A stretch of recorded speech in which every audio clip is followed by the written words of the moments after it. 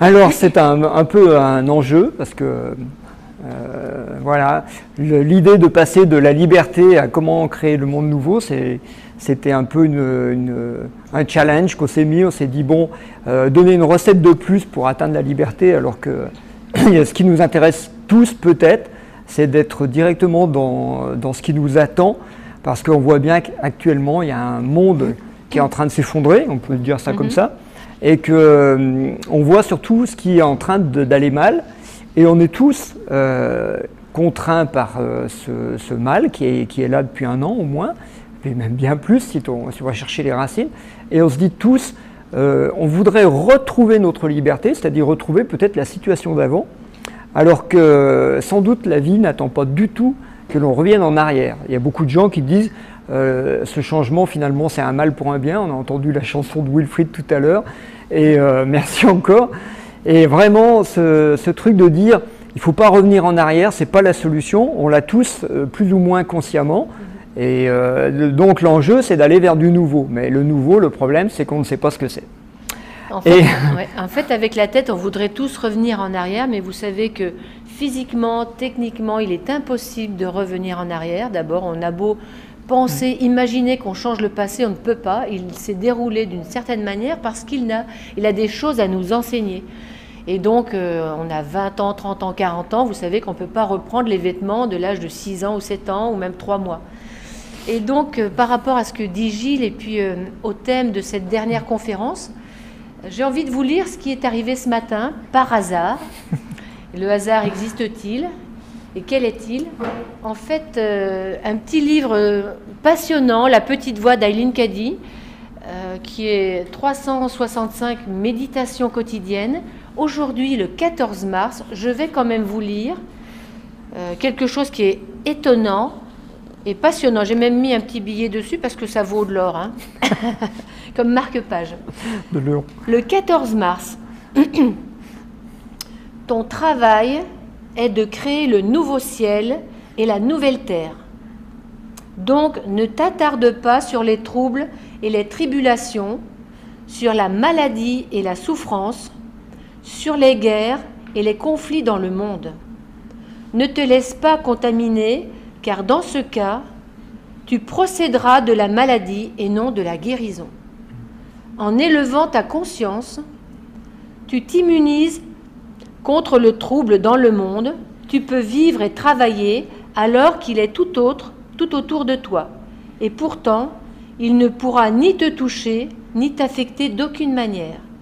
Un docteur ou une infirmière doivent être immunisés pour pouvoir travailler librement avec des malades hautement contagieux, et il ne doit exister aucune crainte en eux. Qu'il n'existe aucune crainte en toi, alors que tu regardes la situation du monde empirer. Ne désespère jamais, simplement tiens bon dans la foi, laisse ton esprit reposer en moi et sache que tout est très, très bien. Donc, un texte comme ça, on se dit, mais il est tombé à propos, il est tombé d'où? Du hasard. Alors, on a eu pas mal de conférenciers qui nous ont parlé de ça pendant 3 jours, effectivement, de laisser venir ce qui doit advenir et de garder la foi, surtout, hein, parce que c'est un peu de ça dont ça parle. Mais c'est assez troublant de voir que ce message, qu'on n'avait pas du tout lu auparavant, parle exactement de la situation actuelle. C'est-à-dire, on peut soit être dans la peur et dans les choses qui ne vont pas, alors que... Et vivre ce mal dont tu parles. Voilà. Quand on est dans la peur, on est dans le monde de la rétraction, du petit qui ne voit pas de solution et donc qui est dans cette peur du mal. Je vais mourir. Et être contaminé par ça, alors qu'en fait, la vie nous demande plutôt de passer à autre chose et de ne pas céder à cette peur-là et cette contamination. Alors, il faut quand même revoir les choses dans l'ordre, parce que tout le monde aspire à ça, mais on peut l'atteindre par instants, et puis l'instant d'après, boum, c'est parti, on retombe dans la peur. Ou le matin suivant, on se réveille et boum, c'est reparti, parce qu'il y a des mauvaises nouvelles, comme on dit. On en a parlé aussi ce matin, il y a toujours des choses qui nous viennent nous replonger. Alors, ce qu'il faut déjà voir, c'est que, rationaliser un petit peu ce qui nous arrive, c'est que dans la vie, pour que le nouveau apparaisse, il faut que l'ancien meure. Ça, c'est une règle une règle du monde végétal. La forêt, les arbres meurent et puis il y en a d'autres qui poussent. Dans le règne animal, c'est la même chose. Et chez les humains, c'est aussi la même chose. C'est-à-dire que nous aussi, on a la même façon de fonctionner, notamment au travers des lignées, puisque ça, on a pas mal travaillé là-dessus. On pourrait dire que l'ancien nourrit le nouveau. Hein. Les arbres qui meurent, comme tu dis, nourrissent en se transformant, nourrissent en faisant de l'humus, le nouvel arbre qui pousse. Et dans les lignées, c'est pareil. Ouais. Et on peut même dire, même mieux, dans l'arbre généalogique, on se demande même s'il ne faut pas plusieurs générations, on constate ça en tout cas, hein, qu'il ne faut pas plusieurs générations d'efforts de plusieurs hommes et femmes qui vont arriver à faire à un moment une progéniture qui va réaliser le rêve de ce qu'on appelle l'arbre généalogique. C'est-à-dire l'arbre, il est là pour faire des fruits et il va falloir plusieurs essais ou plusieurs préparations de gens. On dit par exemple, pour citer cet exemple, que Beethoven, il y avait 5 générations de musiciens avant de faire Beethoven. C'est-à-dire que Beethoven, il n'est pas arrivé là tout seul non plus. Il est le résultat d'un collectif. Hein. D'une co-création alors. D'une co-création. Mais si on voit l'aspect mort, effectivement, on va voir qu'il y a des gens qui sont nés, qui sont morts, et que ce ne sont pas eux qui sont devenus Beethoven. Mais au niveau du collectif, ça n'a pas une grande importance, puisque le but, c'est qu'à un moment, il y a un Beethoven qui arrive dans la lignée. Alors ça, on le voit bien chez les humains. Et on a du mal à le voir dans le collectif qui est en train de s'effondrer actuellement, c'est-à-dire pourquoi l'homme a créé ce désordre, puisque c'est un désordre qui est créé par le mental de l'homme, hein, ce à quoi on assiste, et pourquoi, qu'est-ce qui va en émerger? On se pose bien la question, parce qu'on voit surtout ce qui meurt. Et donc déjà de voir que dans les lignées familiales et dans le collectif, dans les sociétés, dans les civilisations, c'est la même chose. On sait que l'Empire romain, il a grandi, qu'il a grossi, puis qu'à un moment, il est arrivé à un sommet, et puis qu'après, il s'est effondré. Tout ça fait partie des choses de la vie. Alors, comment on peut les expliquer? Tout simplement parce qu'on le constate. Mais il y a des choses qu'on constate dans le monde matériel, et on ne voit pas que dans le monde psychique, c'est la même chose. Et ça, c'est intéressant. C'est-à-dire que les croyances et les phénomènes de pensée suivent le même cycle de croissance, de maturité et de déclin, de mort. Et il y a des choses auxquelles on croyait il y a 1000 ans, par exemple, qui ont pris de l'ampleur, qui sont devenus un credo collectif, qui sont devenus quelque chose, une connaissance, qu'on appelait une connaissance à l'époque, et qui à un moment est dépassée, démodée, et qui tombe dans l'oubli, qui meurt tout simplement. Et on n'a pas conscience qu'en fait, les phénomènes psychologiques et même la conscience que l'on a, elle suit des cycles. On a l'impression que notre conscience, elle est linéaire et qu'elle va avancer, et qu'on a plus de conscience que nos parents, et que nos parents en avaient plus que nos grands-parents, etc. C'est pas tout à fait comme ça que ça fonctionne. Et on se rend compte que dans le collectif humain, effectivement, il y a des cycles, même y compris la conscience. Et dans notre quotidien, on peut l'observer. On peut se lever le matin, par exemple, et avoir une conscience très éveillée, ce qu'on appelle la vigilance. Et puis, 10 minutes après, on perd cette vigilance et on a moins de conscience. Donc on voit que tout ça fonctionne sur des cycles. Dans les espaces-temps, en fait, depuis que je suis née jusqu'à présent, j'ai appris beaucoup de choses qui m'ont créé des croyances. Et ces croyances, elles sont évolutives, en fait. On ne peut pas rester avec une croyance de l'âge de 3 ans. On sait très bien qu'elle va être remise en question tout au long de notre vie par des nouvelles expériences qui vont la faire évoluer. On va dire on change de conscience. Et la conscience est quelque chose qui doit évoluer en permanence.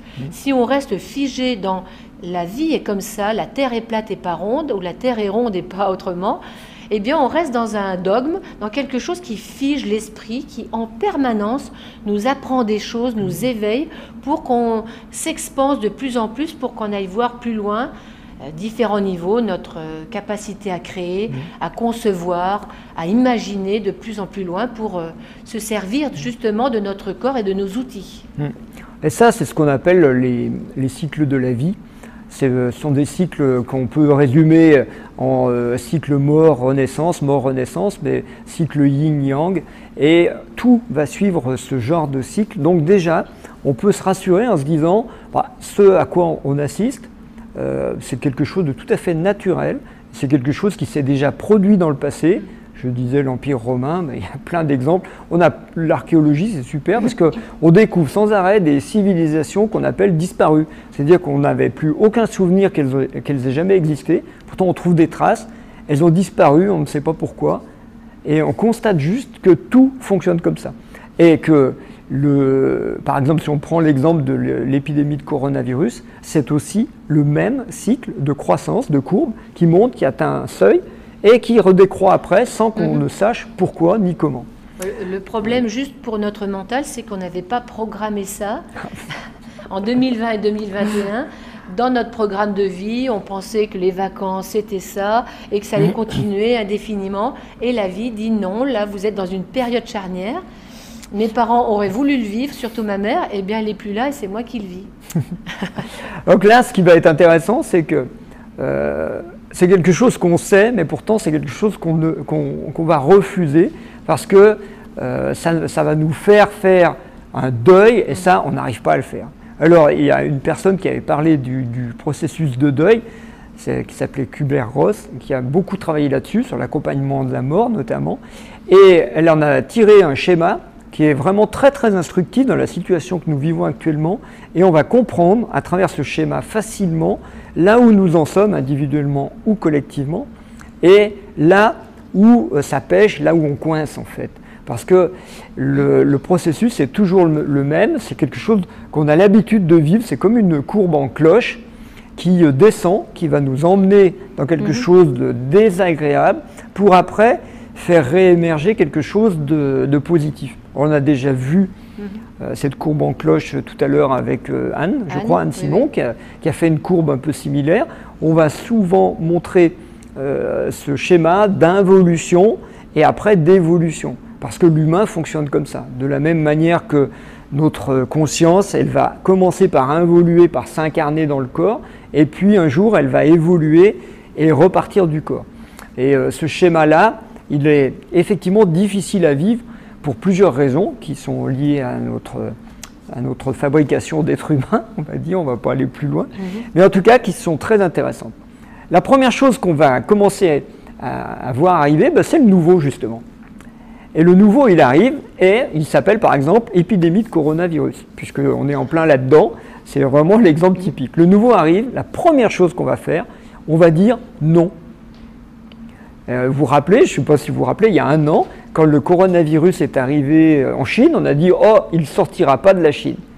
Il va faire comme le SRAS, il va rester ailleurs, il ne va pas venir en Occident, il ne va pas nous concerner. » Donc la première chose qu'on va faire, c'est ce qu'on appelle le déni. On va dire « Non, ça ne me concerne pas.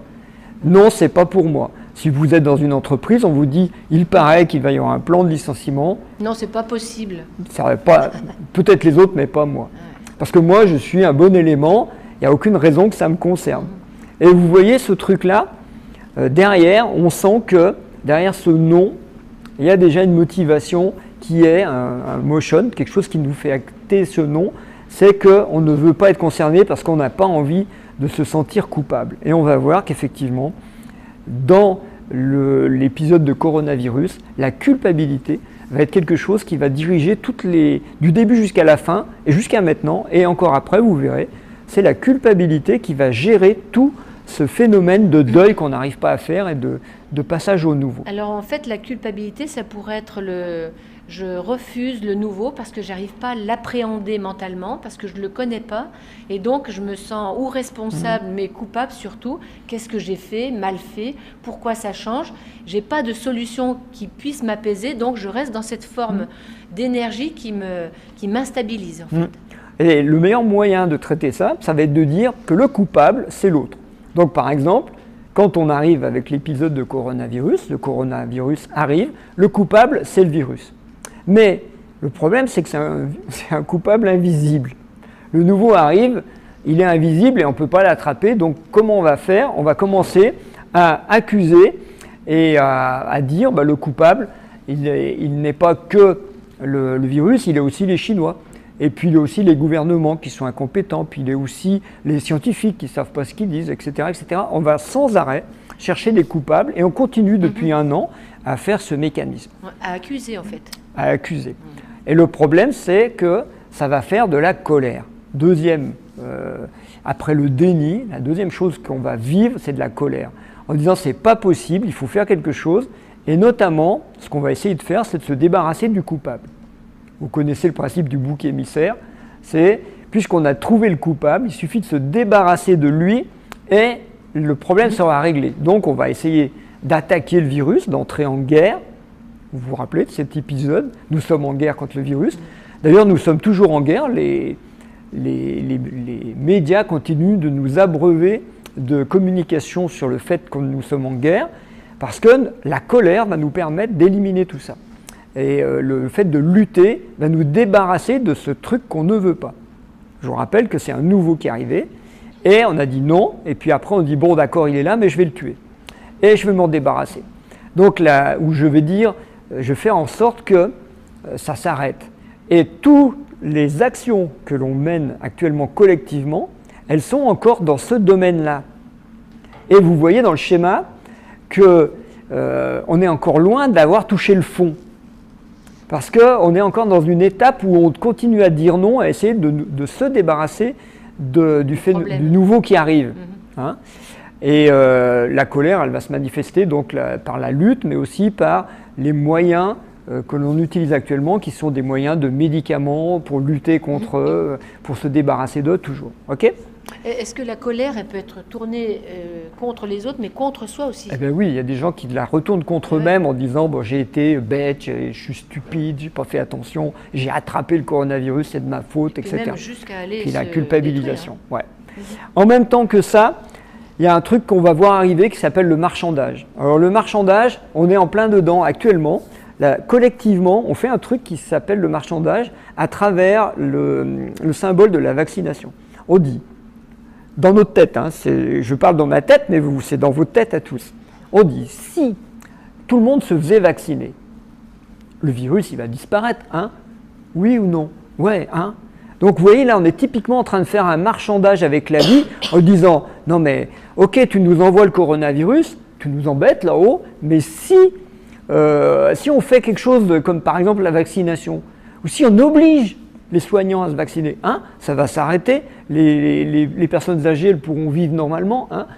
Et là, on est dans le marchandage, c'est-à-dire on essaye de négocier un deal, un accord avec la vie pour dire, bon, tu vas nous laisser tranquille là, hein, si on fait ça, tu nous laisses tranquille. Vous savez ce qu'on faisait dans le passé?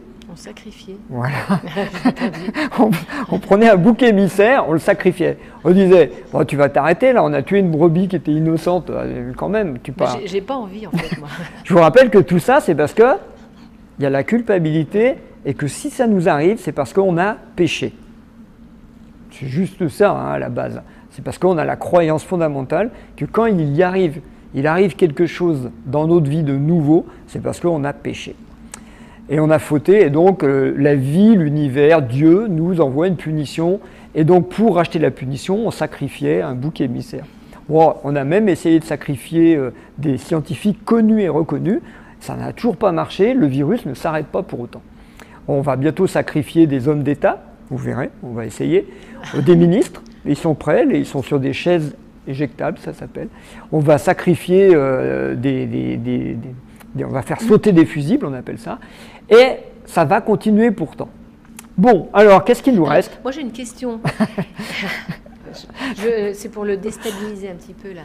J'ai bien besoin de ça.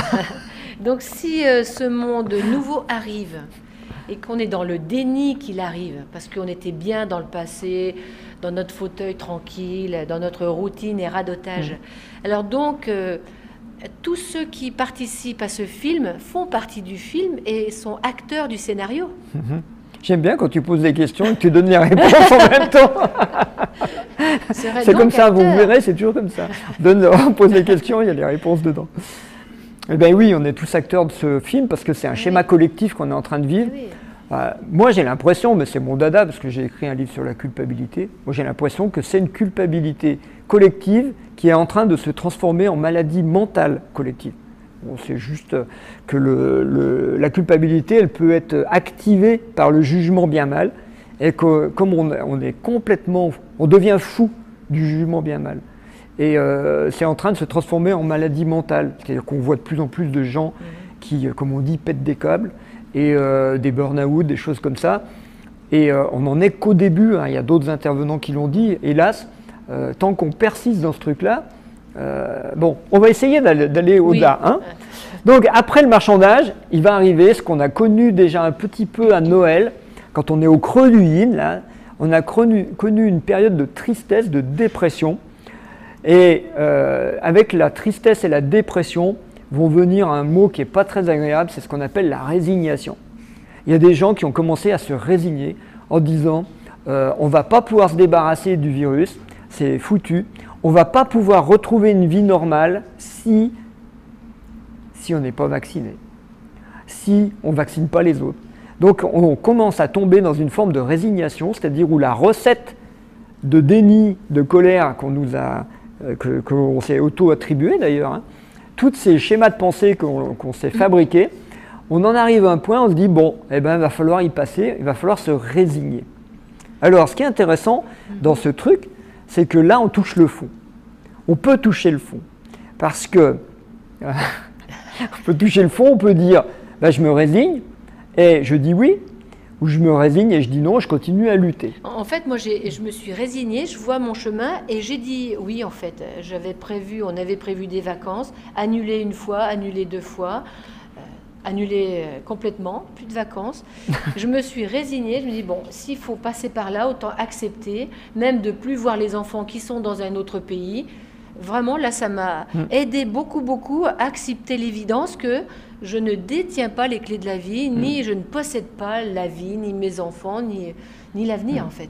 Et se résigner, alors ça, nous, on vous invite à faire ça. Regardez les choses sur lesquelles vous ne voulez pas vous résigner. L'autre jour, on a quelqu'un qui nous dit « Ah non, mais moi, renoncer à faire des voyages, il n'en est pas question, je me ferai vacciner. » Pour pouvoir continuer à voyager, puisqu'on me dit qu'il faut être vacciné, avoir un passeport vaccinal, eh bien, ou on l'appelle autrement, hein, si c'est vaccin, ça fait peur, on va l'appeler passeport sanitaire, par exemple, ça fait moins peur. Mais c'est la même chose. Eh bien, il y a des gens qui sont prêts à faire un deal, un marchandage, hein, comme on a vu tout à l'heure, le marchandage de dire, bon, bah, puisque c'est ça que vous voulez, je vais le faire, mais comme ça, je pourrais voyager.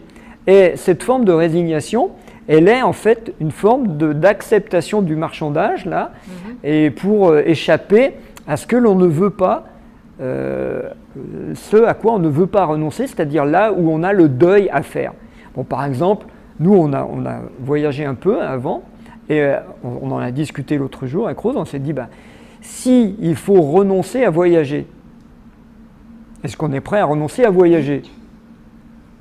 Ben, c'est à chacun de choisir. C'est là où on voit qu'il y a plein d'intervenants qui ont parlé du choix, que la liberté c'était le choix. Ben, nous on a choisi, on a dit ben, si on est obligé, on nous oblige à mettre une substance dans notre corps et qu'on n'a pas envie, eh bien on ne le fera pas et on ne voyagera pas.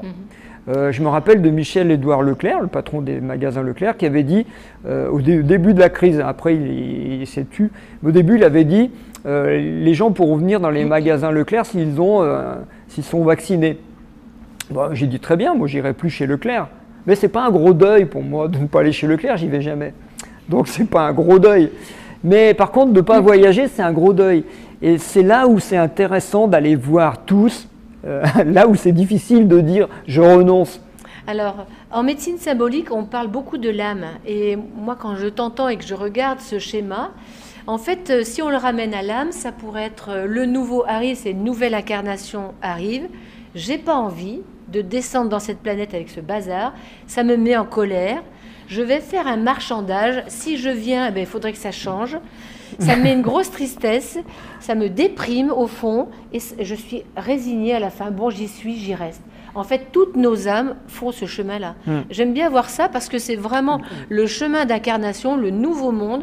Il faut l'accepter un jour ou l'autre pour pouvoir exprimer du nouveau. Sinon, on reste dans un idéal en haut. Bah déjà, il a fallu accepter nos parents. C'est déjà pas facile. Hein. Le père et la mère, ça en fait 2. Après, vous avez eu une fratrie peut-être, les frères et les sœurs. Oh là là. Et puis les instits, et puis l'éducation qu'on a reçue, et puis ça en fait plein de choses qu'il faut accepter. Et tant qu'on ne les a pas acceptées, on ne peut pas passer à autre chose. On reste, comme on dit, avec son os à ronger. comme un chien qui ronge son os. Moi, je ne voulais pas venir, je ne voulais pas ça. Et du coup, ça nous empêche d'aller plus loin. Alors, qu'est-ce qui se passe quand on va plus loin? Eh bien, on a deux solutions. Soit on meurt, soit on réagit. C'est-à-dire que quand on est en bas du trou, soit on va mourir, et il y a des gens peut-être qui vont mourir, hein, et qui sont déjà morts, soit on va réagir, c'est-à-dire appuyer sur le fond de la piscine et remonter. Et là, on va commencer donc à repartir vers le haut. Alors moi j'ai quelque chose à dire parce que tout à l'heure je discutais D'ailleurs, on parle de ça, le soleil arrive, c'est magnifique. On a une chance incroyable. Alors je discutais avec Anne Simon par rapport aux grenouilles, l'effet grenouille dans le bain qui chauffe. Et elle me disait c'est peut-être ce qu'on est en train de vivre. La grenouille qui est en train de subir quelque chose qui la chauffe et qui l'anesthésie. Et moi je lui disais peut-être que la grenouille c'est le symbole de notre ego qui est en train de en prendre un bon coup, de fond, de plus supporter la chaleur, et que plus l'ego fond, plus l'ego s'anesthésie, justement la grenouille ne réagit plus, plus la conscience peut émerger. Et c'est certainement ce qui se passe en ce moment. On voit en France qu'il y a un manque de réaction, mais peut-être que la conscience, la vision claire est en train justement de réagir et de voir. Ouais. Quand on est au fond, et on meurt ou on réagit, il y a des gens, nous on vous parle de toutes ces étapes parce qu'on a une certaine forme de conscience de là où on en est, mais il y a plein de gens qui observent et qui regardent cette conférence, qui vont se repérer peut-être dans le déni, ils sont encore restés dans le déni, d'autres peut-être dans la colère, d'autres dans le marchandage. Dans le marchandage en ce moment, il y en a plein qui essayent de faire des deals, d'autres qui sont dans la dépression et qui sont en train de prendre des comprimés pour essayer de sortir de la dépression. Toutes ces étapes, elles sont hélas codifiées, on les connaît maintenant en psychologie, on sait que c'est toujours comme ça que ça se passe. Bon, alors qu'est-ce qui se passe après? Eh bien, il y a ce qu'on appelle l'acceptation et l'adaptation. C'est-à-dire, ok, le virus est là, les conditions sanitaires sont telles qu'elles sont, et je vais m'adapter et je vais vivre quand même. C'est-à-dire que je vais fonctionner selon le choix que je fais, en mon âme et conscience, je choisis de fonctionner comme ça, c'est mon choix et je l'assume. Mais à ce moment-là, on commence à sortir du radotage dans lequel on était plongé auparavant. C'est-à-dire que l'acceptation, c'est pas oui mais. C'est pas oui mais je vais quand même essayer de retrouver ma liberté d'avant, par exemple. Je vais essayer de fonctionner comme avant. Oui, non. C'est pas des oui ou non, oui mais. En fait, là, on commence à toucher la liberté. Dans la résignation, on subit. Encore, on est le petit enfant qui subit les lois, ce qui se passe. Dans l'acceptation, c'est un oui, et je m'adapte au nouveau, et là, j'ai une lucidité qui apparaît. Si c'est comme ça, alors qu'est-ce que j'ai envie de faire pour moi? Qu'est-ce que je décide? Et ce que disait très bien aussi Patrick Drouot, quelle est ma voix? Et maintenant, en toute liberté, en pleine conscience, je décide pour moi d'affirmer, de planter mes graines. Et c'est là où ça va devenir intéressant, parce que derrière cette étape d'acceptation et d'adaptation, c'est-à-dire on va tous essayer de s'adapter, les gens qui sont à la campagne s'adaptent d'une certaine manière, ceux qui sont en ville d'une autre manière, ceux qui sont artistes, Wilfried, tu nous as fait un magnifique concert, je rappelle que Wilfried peut faire des concerts à domicile, il suffit de lui demander, vous y avez pensé, vous n'y avez pas pensé, il y a le site internet barueco.fr et vous lui demandez un concert, il vient. Voilà. Et ça, c'est des choses auxquelles on ne pense pas, parce que ce ne sont pas dans nos habitudes anciennes. Et alors, on peut bien inventer, on peut bien innover. Et cette adaptation qui va vers la vie, c'est déjà, on commence à remonter. Et là, à ce moment-là, on va pouvoir commencer à donner du sens. Donner du sens, c'est ce que certains appellent pardonner. Moi, je l'avais dit dans une conférence, c'est avec Grand-Georges, je crois, avec Didier Grand-Georges. Pour pardonner, il faut commencer par donner du sens. C'est un jeu de mots, mais c'est intéressant. Si vous donnez du sens, vous arrêtez d'en vouloir au coronavirus, vous arrêtez d'en vouloir au soleil qui éblouit. Et puis là, Pierre, il se dit, mais ça met de la lumière, je ne voulais pas cette lumière. Laisse du soleil, ça va aller.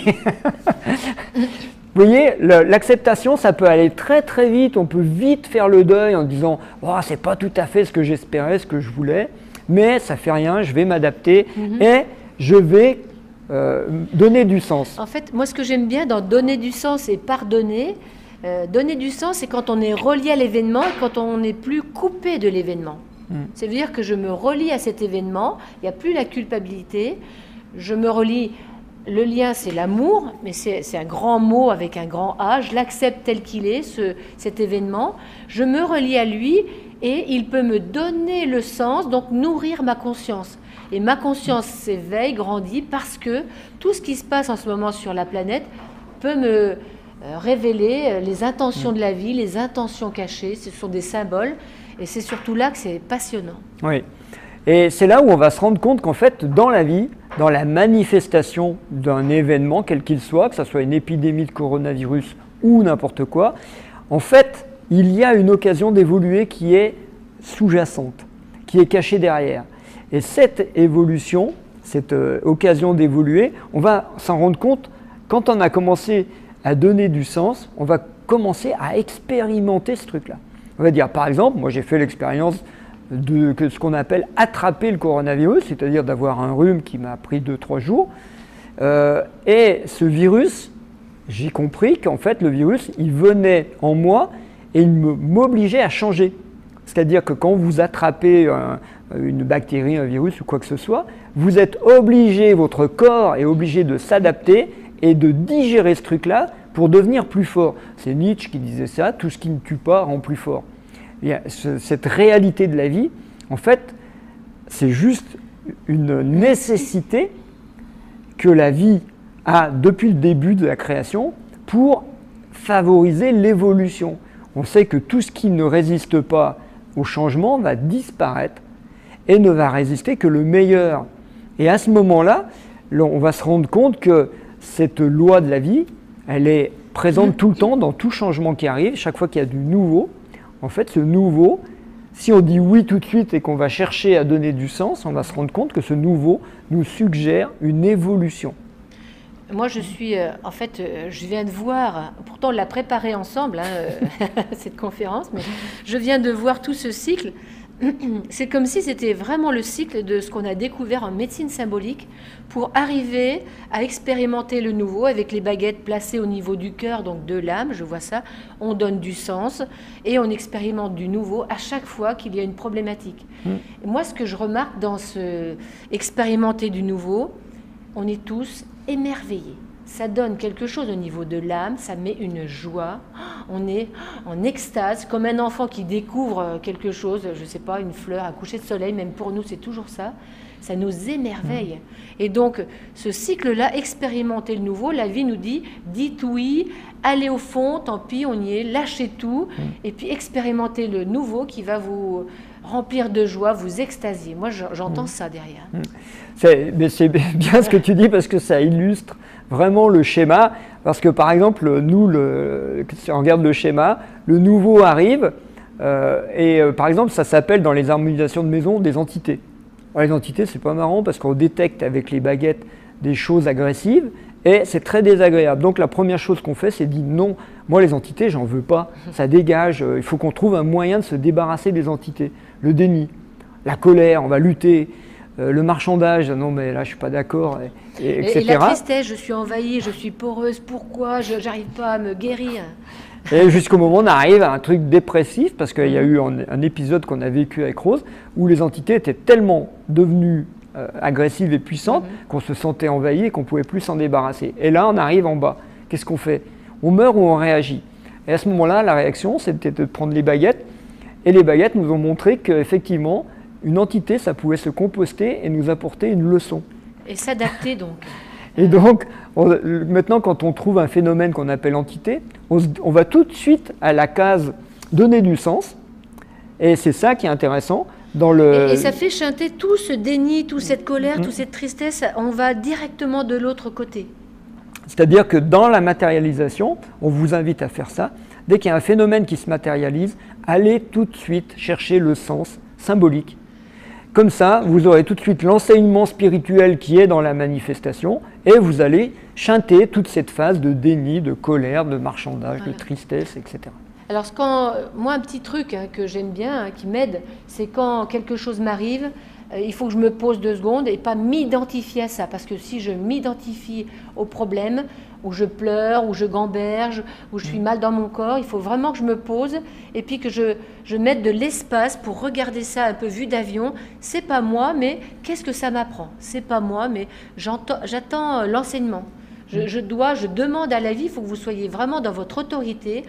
Qu'est-ce que la vie me raconte là et qui au début ne me plaisait pas du tout. Alors, quand même pour vous aider, avant de passer à la recette, parce qu'après à la fin on vous donne la recette pour aller directement dans le monde nouveau et créer ce que vous voulez. Il y a 3, nous on appelle ça les 3 poisons, les taoïstes appellent ça les 3 cadavres, qui sont en nous, 3 énergies qui nous empêchent. Alors c'est moins marrant, mais bon. J'aime pas du tout le mot, mais bon. Bon, ben c'est comme ça, c'est taoïste et bon, on va pas refaire là au-dessus. Hein. Mais ce qui est intéressant, c'est que cette approche chinoise éclaire nos aspects psychologisants d'un autre regard. Hein. On en a déjà parlé quand on a écrit sur l'énéagramme. C'est vraiment très très intéressant. Alors, il y a 3 poisons, 3 obstacles qui sont en nous, qui sont dans le domaine de l'esprit, hein, le domaine intellectuel, un autre qui est dans le domaine de l'âme et un autre qui est dans le domaine du corps, si on prend la trinité corps, âme, esprit.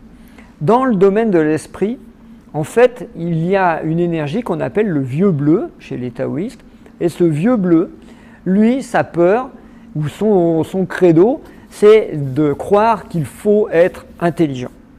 Il faut être intelligent. Par exemple, actuellement, on est un schéma de pensée très très implanté dans le collectif qui croit qu'on va se sortir de l'épidémie de coronavirus en découvrant une nouvelle molécule. Les anciennes, on n'essaye même pas, ça ne sert à rien. Vous savez qu'il y a un débat là-dessus. Est-ce que les anciennes molécules peuvent être efficaces? Non, non, non. C'est forcément un nouveau médicament qui peut traiter une nouvelle maladie. Qui dit ça? Qui dit ça? Eh bien, c'est peut-être le vieux bleu qui nous fait croire qu'on ne peut s'en sortir qu'en étant intelligent, en ayant de la connaissance, en ayant un savoir, et derrière, en ayant raison. J'ai raison. J'ai raison, tu as tort. Et vous regardez, dans les débats médiatiques et scientifiques, actuellement, tout le monde est enfermé dans ce truc-là de savoir qui a raison et qui a tort. Le coronavirus, pendant ce temps-là, il s'en fout, lui, hein, de savoir qui a raison ou qui a tort. Est-ce que vous voyez ce que je veux dire? C'est-à-dire que le phénomène du nouveau qui est arrivé, qui s'appelle coronavirus, lui, il continue à faire son petit boulot, hein, il fait son job, et savoir que le professeur machin a raison et que le professeur bidule a tort, mais tout le monde s'en fout, en fait. Et ça, c'est une pathologie mentale. C'est une pathologie mentale. En fait, ce qui est étonnant pour le vieux bleu, c'est qu'on pourrait dire qu'il est au niveau mental, hein, on est tous pareils, on est farci, le mot il est comme ça, farci de croyances.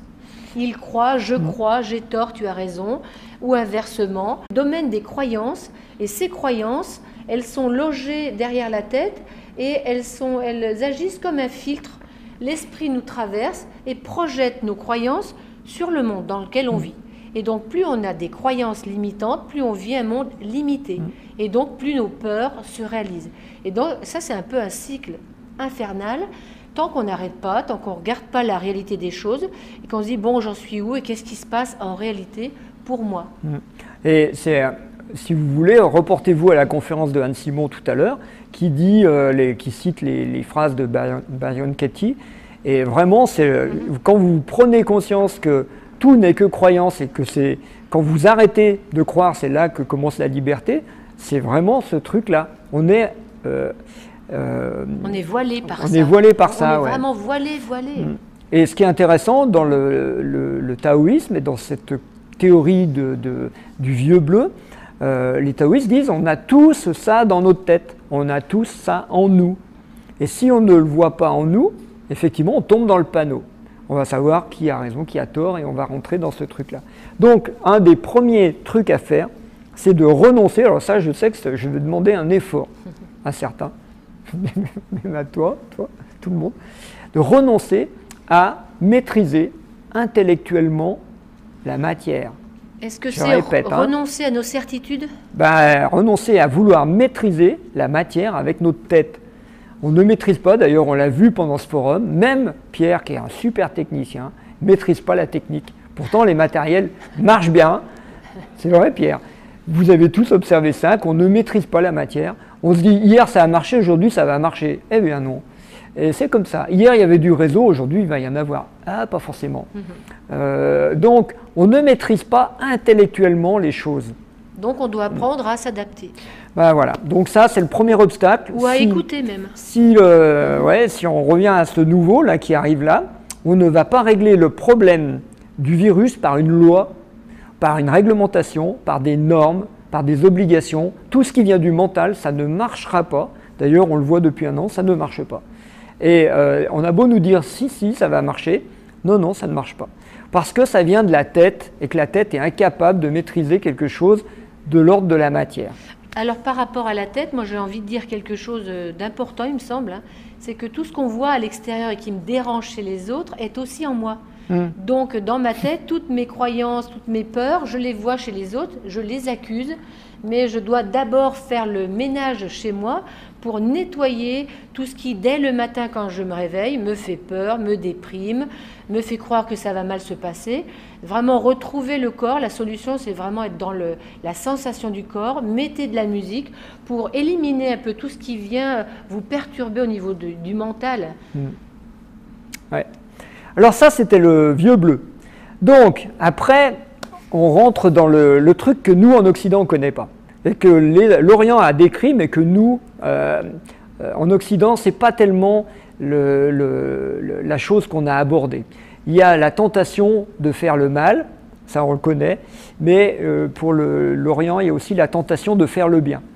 Et c'est ce qu'on appelle au niveau de l'âme, au niveau du thorax, la demoiselle blanche, c'est-à-dire cette forme d'énergie qui nous pousse à vouloir faire du bien, surtout aux autres. C'est-à-dire moi, par exemple, je sais ce qui serait bien pour toi. Bah non. Ben voilà, tout de suite.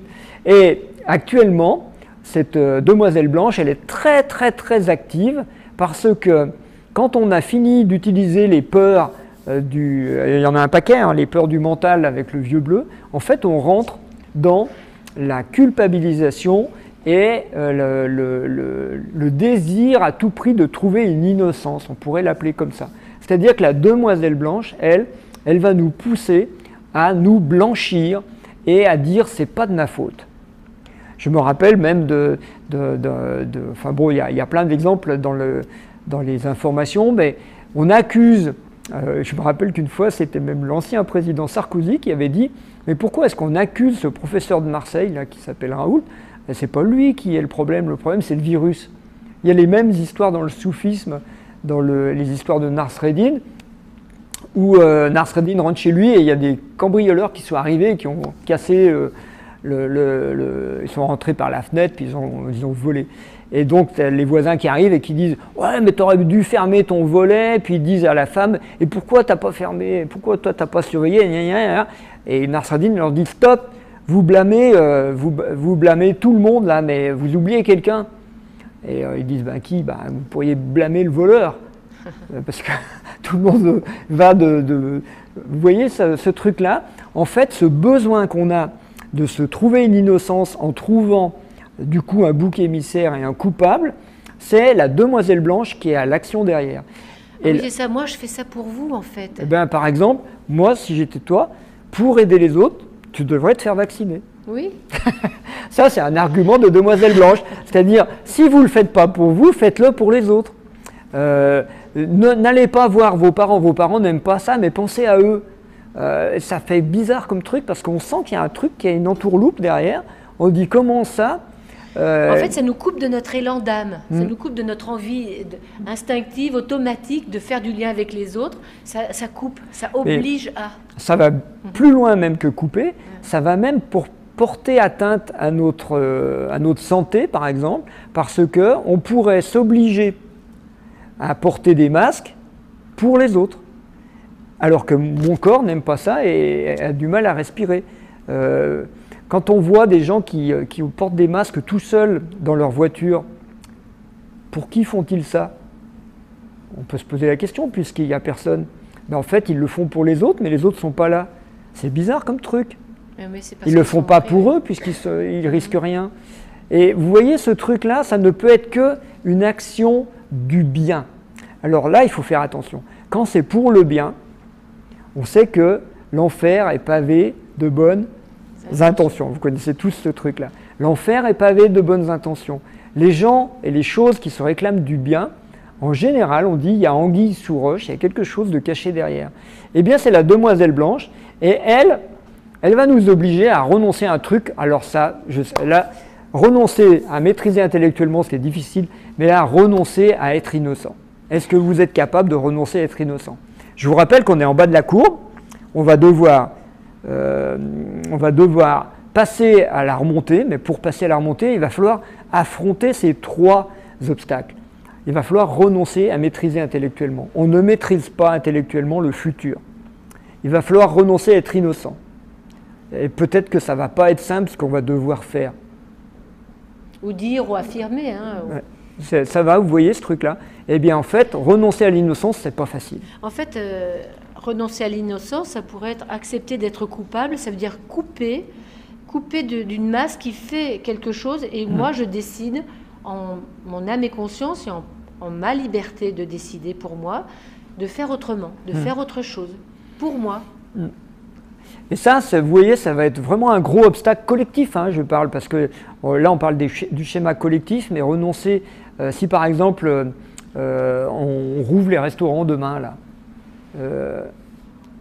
qu'est-ce qui va se passer? Qui va être coupable si le virus revient? Ben, celui qui a décidé de rouvrir les restaurants. Donc moi, si j'étais un chef d'État, je ne rouvre pas les restaurants. Ça fait 6 mois qu'ils sont fermés, ils peuvent bien fermer 7 mois, 8 mois. On peut bien même les fermer pour toute la vie, on se passe bien de manger au restaurant. Vous voyez ce truc-là? Et en fait, vous voyez qu'on attend tous que, par exemple, les dirigeants prennent des décisions de rouvrir les choses, mais en fait, eux, ils sont coincés par cette demoiselle blanche.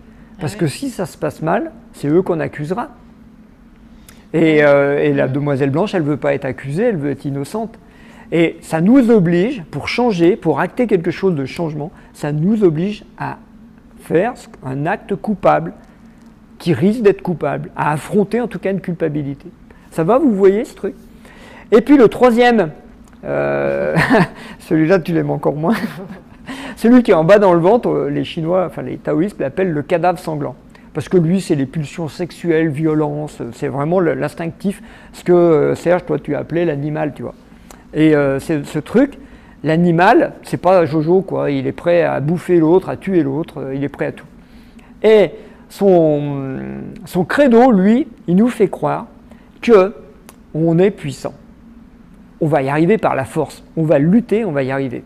Son truc, c'est ça, c'est-à-dire que je vais imposer, non pas intellectuellement, mais cette fois-ci par les bras, par les biceps, je vais imposer à la matière, je vais imposer quelque chose. Et il nous fait croire qu'on va pouvoir régler la situation par la force. Par exemple, alors les exemples sont typiques, hein. Vous avez vu que dans les dernières semaines, là, il y a des gens qui disent il faut vacciner de force. Alors, c'est-à-dire on n'a pas réussi à passer par l'intellect, on n'a pas réussi à convaincre les gens, on n'a pas réussi à passer par la culpabilisation, eh bien on va passer par la force. Donc il y a cette idée qu'on va pouvoir régler un problème par la force. On va vaincre le virus par la force, c'est-à-dire on va lui donner des substances, on va tous inoculer des substances qui vont tuer le virus par la force. On l'aura, c'est la guerre. Vous voyez ce schéma-là? Eh bien, c'est le truc qui va être difficile aussi à gérer, c'est de renoncer à forcer les choses, de renoncer à passer en force. Et ça, c'est difficile. Donc je récapitule, si on renonce à maîtriser intellectuellement, à savoir quoi, si on renonce à être innocent, il va peut-être falloir être coupable. Hein. Et si on renonce à passer en force, à ce moment-là, on va pouvoir commencer à remonter dans l'acceptation, donner du sens et aller expérimenter de nouveau. Ça pourrait être une ouverture ou une écoute de la vie. Qu'est-ce que la vie nous dit? En fait, ces 3 niveaux-là, moi, assez souvent, je les regarde parce qu'ils sont intéressants dans les soins, ça nous en parle. Les 3 niveaux, c'est l'entrée de l'esprit à la base du crâne derrière, au niveau du vieux bleu. Sinon, entre les omoplates, c'est le chakra du cœur, et puis après, au niveau du sacrum. Et ces 3 niveaux, moi je dis parfois, c'est comme le trident là, du diable derrière nous. En fait, c'est les croyances, la culpabilité et les peurs. La peur de mourir. Peur de mourir, dans le cadavre sanglant. Et donc, ces 3 fléaux que nous subissons, en fait, il faudrait les regarder pour se rendre compte que c'est du virtuel et qu'on devrait se poser 2 secondes. La culpabilité d'avoir fait, mal fait, c'est faux parce qu'on est là pour expérimenter. Ce qu'on a dit par rapport au niveau intellectuel, nos croyances nous limitent, donc il faut arrêter de croire en tout ce qu'on nous dit, tout ce qui est dans les livres et tout ce que les personnes peuvent vous raconter, même nous d'ailleurs, vérifier. Et puis au niveau du cadavre sanglant, c'est toutes les peurs de mourir, parce qu'au niveau de l'âme, l'âme n'a pas peur de mourir, elle expérimente des cycles comme le disait Gilles. C'est ça. Ok. Et donc là, par rapport à ces 3 obstacles, en fait, si on passe ça, on va pouvoir essayer d'aller chercher la recette, la fameuse recette pour vivre le nouveau. Alors, on vous a dit tout à l'heure, le premier truc, comment vivre le nouveau directement, tout de suite, vous allez chercher le sens.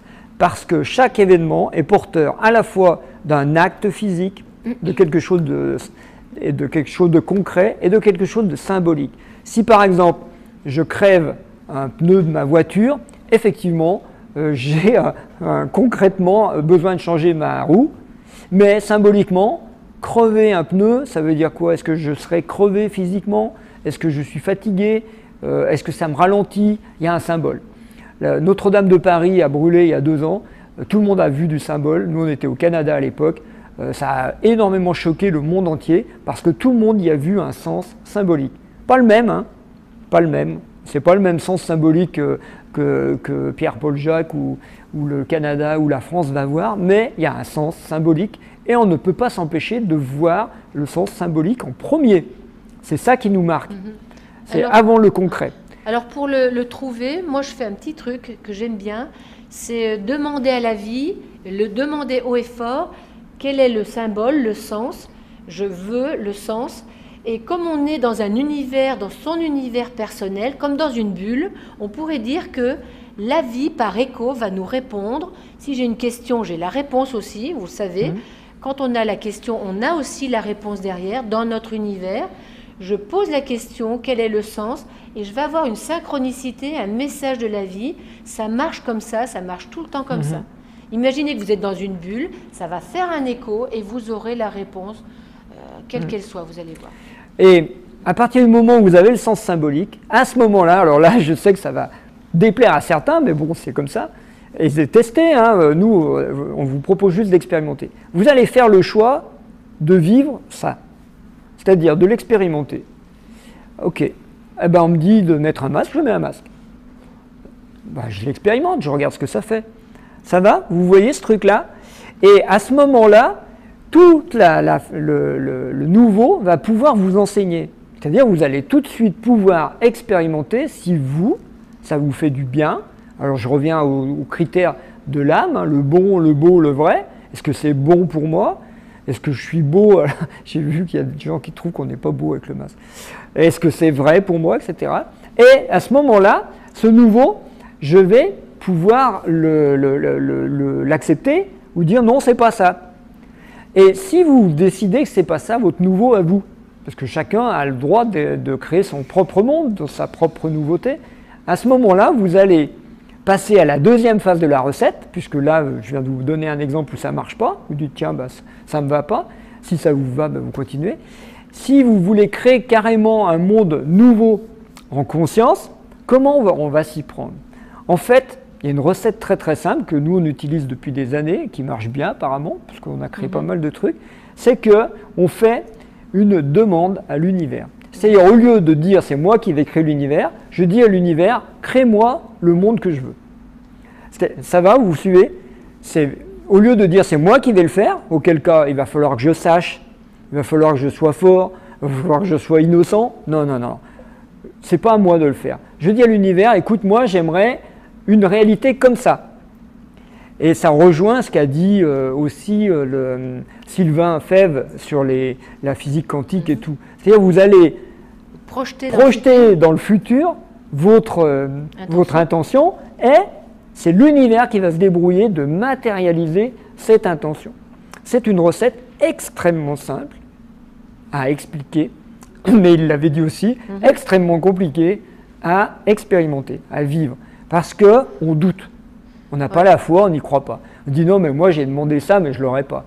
En fait, ça pourrait être... là, on pourrait faire la demande comme un enfant demande au Père Noël, je veux ça. Il y croit. Il y a un truc où il a la foi. Voilà. Dire, ben voilà, ça marche comme ça, je suis créé, donc j'attends. Alors, l'exercice, il est très simple. Vous avez une demande, vous allez dire, ok, je veux ça. Alors, vous allez faire ça, par exemple, ce soir, ou demain, ou n'importe quand. Vous allez observer, deuxième temps, vous allez observer, vous faites votre demande à voix haute, hein. Vous le dites à l'univers à voix haute, parce que vous pensez que l'univers entend toutes vos pensées. Je vous dis, heureusement qu'il n'entend pas toutes nos pensées, parce que le bazar, bon, non, juste ce que vous dites. Et la deuxième étape, ça va être de regarder, d'observer, et là, il faut être très ouvert. Les oreilles, les yeux, vous observez tout ce qui arrive. Parce que l'univers va vous envoyer la réponse, mais pas de la manière que vous imaginez. Et ça, c'est une vieille recette qu'on donne tout le temps. Alors, en fait, juste rapidement, comme notre âme est fusionnée avec notre corps, les 5 sens vont lui permettre d'entendre, de voir au lieu de regarder, et que nos pas, ce qui est étonnant, c'est que nos pas, on pense que nos pas, on les guide. Mais en fait, parfois, on se retrouve au bon endroit, au bon moment, parce que nous avons la mobilité. Et donc, si on a la mobilité, si on a envie de quelque chose, si on laisse faire nos pas, eh ben, nos pas vont nous emmener juste là pour rencontrer la bonne personne. C'est-à-dire qu'il faut faire exactement comme disait Anne, laisser nos pas faire le chemin, créer le chemin pour être dans notre vie. L'histoire de Mojoud, elle est superbe pour ça, parce qu'il va suivre les synchronicités, et les synchronicités, les hasards, vont l'amener à devenir ce qu'il est appelé à devenir. Mais on ne sait pas si c'est la vie qui fait ça ou si c'est Mojoud lui-même qui fait ça. Vous voyez, c'est mystérieux ce truc-là, c'est une alchimie entre les deux. Et le nouveau, il doit être nouveau. Si ça ne vous étonne pas, c'est que c'est votre mental qui a programmé. Le nouveau doit vous étonner énormément. D'ailleurs, vous allez dire tout de suite, je ne suis pas capable, c'est pas possible. Et là, ça va vous emmener dans une autre réalité où vous devrez faire un effort pour casser la coquille de la peur et découvrir que vous avez un potentiel encore plus important que votre mental pourrait l'imaginer. Donc vraiment, là, il faut aller vers ça, vers le nouveau, l'émerveillement, et puis dépasser cette peur qui est du vent. Et une fois que vous avez fait ça, que vous avez donc fait une demande, 2 demandes, 3 demandes, vous avez vérifié que l'univers y répondait. Il faut vérifier. Vous devez être exigeant, vous devez vérifier que l'univers répond bien à vos ordres. C'est un ordre que vous lui donnez, il doit répondre. Une fois que vous avez ça, eh bien, la 3e étape, c'est hyper simple. On vous invite à aller directement là-dedans d'ailleurs, c'est de jouer avec ça. C'est-à-dire de vous amuser à demander tous les jours, à chaque instant, du bon, du beau, du vrai pour vous, pour votre âme, et à expérimenter dans la joie, dans le plaisir, ce truc-là d'être des créateurs ou co-créateurs conscients et qui prend du plaisir et qui a de la gratitude à vivre ce qu'il a à vivre. Et vous allez voir, il y a une chose étonnante, c'est que plus on est branché sur ce phénomène, eh bien ça nous remplit de joie et c'est plus fort que nous, on n'a qu'une envie, c'est de distribuer, distribuer et distribuer pour que tout le monde touche cette joie et puis puisse créer le nouveau ensemble. Et j'entends les oui mais, le collectif n'est pas un obstacle. Le collectif n'est pas un obstacle. Vérifiez, expérimentez. Vous pouvez vivre en ce moment même le paradis alors que tout le monde nous dit que l'enfer est là. Eh bien vous pouvez vivre le paradis, expérimentez-le, vérifiez-le. Le collectif n'est pas un obstacle au choix que vous faites de votre univers. Voilà, donc la joie, je vous préviens, c'est une maladie qui contamine, qui nous gagne, donc allez-y. D'accord. Eh bien, merci beaucoup. Eh bien, merci, c'est la fin du 3e forum des médecines de l'âme.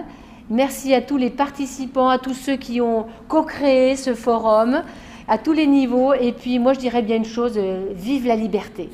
Vraiment, allez, vive la liberté. Merci.